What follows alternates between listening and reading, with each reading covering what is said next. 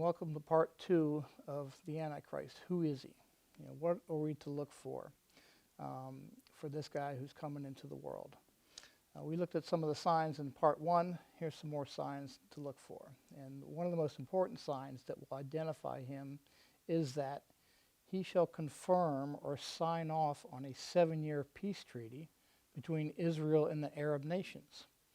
This is probably the next thing to happen on the prophetic calendar.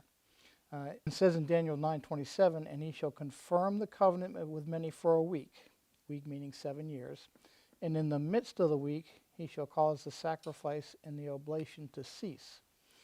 Already right now, when President Trump was in office, he initiated and helped to guide what's called the Abraham Accords. And these are agreements with Israel and the surrounding Arab nations to have peace.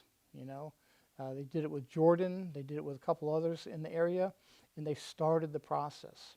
So this process has already started, but the final agreement will have a 7-year timeline to it, probably because, they're not going to be able to do something permanently because nothing has ever been successful permanently with any peace agreements between Israel and Arab nations. But this will be like a 7-year trial. He's going to be one of the signers of. So if you see that, and he's going to be one of the people it says he will confirm the covenant. So he'll be involved in that in some way. Now what he's going to do from that period for the next 3.5 years is things are going to prosper. The world's going to see prosperity like it never has before. But then something's going to happen where he will believe that he's God. I think he will be assassinated, in my opinion, and he'll come back to life. He's got to mimic everything Christ did. So that is one of the things that I believe will happen, and I'll show you some scriptures to support that.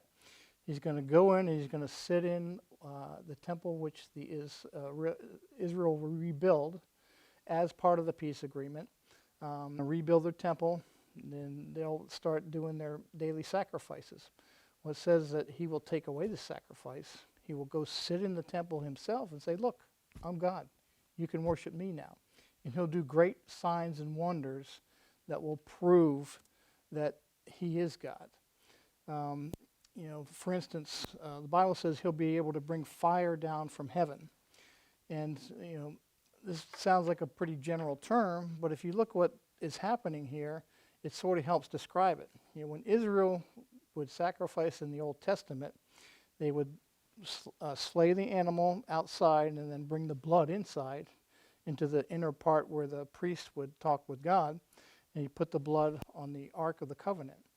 And God, to prove that he accepted that, would bring fire down from heaven, take up the blood, and take up the sacrifice. Well, when Israel starts their sacrifice again, this isn't going to happen because God doesn't accept this type of sacrifice. He only accepts the sacrifice that his son Jesus Christ made on the cross. So they're going to still do this, not getting the actual result. But when the Antichrist comes in, he's going to sit in the temple and he's going to say, look, you're worshiping the wrong God. And so he's going to be able to bring fire down from heaven and take up that sacrifice. He says, look, I am the God that you're looking for. I just took your sacrifice. And this is going to be so powerful that all the world will believe it. And, matter of fact, this is predicted that this is going to happen. Everybody's going to fall sucker to it and everyone's going to follow it. The Bible says that he will do signs that are so strong that if it were possible, it would deceive the very elect. And this is one of those signs that I think that you will see. I think he himself is going to be Jewish, but hide this fact.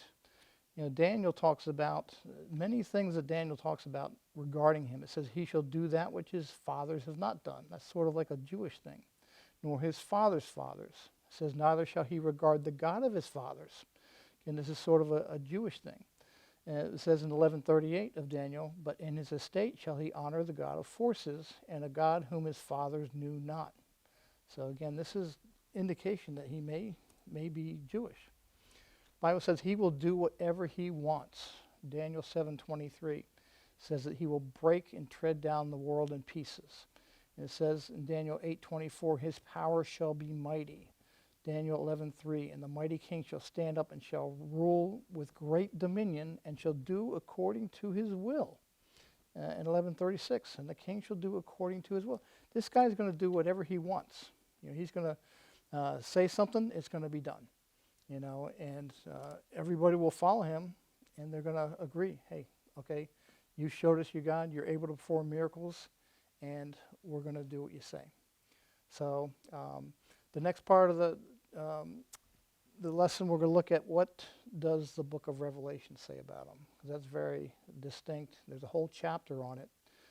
Chapter 13 of the book of Revelation talks about this beast, who he is, what his system is like, what he's going to do when he gets here. So again, thank you for coming and listening to the lesson today. And after today, the prophecy of tomorrow.